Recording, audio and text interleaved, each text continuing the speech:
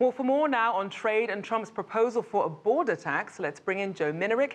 He's the Senior Vice President and Director of Research at the Committee for Economic Development. Welcome back to the show, Joe. Thanks for having me.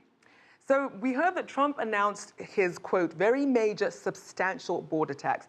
Explain to our viewers at home, what exactly is a border tax and how do you assume the Trump administration is going to use it? I wish I could answer that question.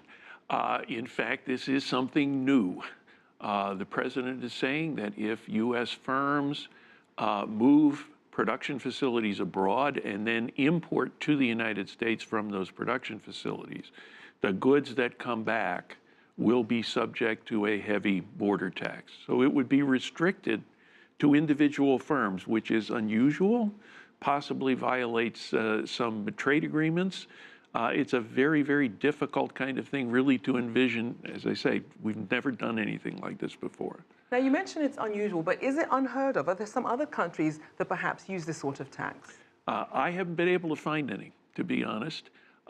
If you look for, evidence of this happening, it's almost all the trade agreements are operated on a national basis. So then, with that being said, are there some positive and potentially negative outcomes for a country that uses a strategy like this? What we tend to see right now, we have a president who comes from a real estate background. I've never done business in real estate. I understand that people who do the kinds of work that he does tend to spend a lot of time yelling at one another. In all likelihood, what the president is trying to do is to convince American manufacturers to keep their production facilities at home under the threat of something terrible happening if they don't. It could include this border tax. It could just be being singled out by this president as being a bad actor, with the corporate reputation being tarnished among the public.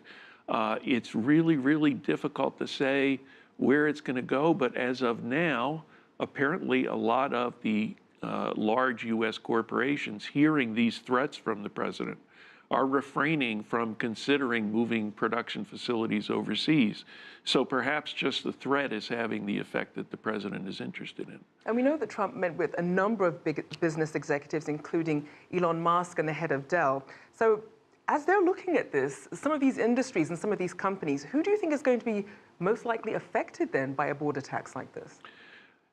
Probably any manufacturer who is thinking about moving overseas is going to be deterred from going ahead with plans like that, with the outcomes really so hard to imagine. Whether some firms will try to engage in those kinds of transactions under the radar, whether this kind of imposition of a restriction by the president is going to get old and people will cease to take him seriously after a while is hard to say. But at this point, the president is commanding a lot of attention from the public, and that seems to be having the effect that he's interested in. Now, you did mention this is something of a gray area. Obviously, this is something that's quite unprecedented. So then, with that being said, what about consumers? What can they expect to happen? The downside of this really is not so much a short-term phenomenon, I would believe at this point. What I think we need to be concerned about is if U.S. manufacturing firms feel that they cannot engage in moves to put their production facilities in the most efficient locations, they might not be able to supply the U.S. market with low-priced goods. They might not be as competitive overseas, and over a long period of time, the U.S. economic strength could be gradually eroded. That's probably the most significant downside of this strategy. Now, as we do look at this very new territory, and as you were saying, this is something of a gray area, what can we expect going forward? You said that there perhaps may be some pushback, he perhaps may be violating some trade rules. So this isn't essentially a done deal yet at this point. Oh, it certainly isn't. In theory, taxes must be, under our Constitution, must be enacted by the Congress.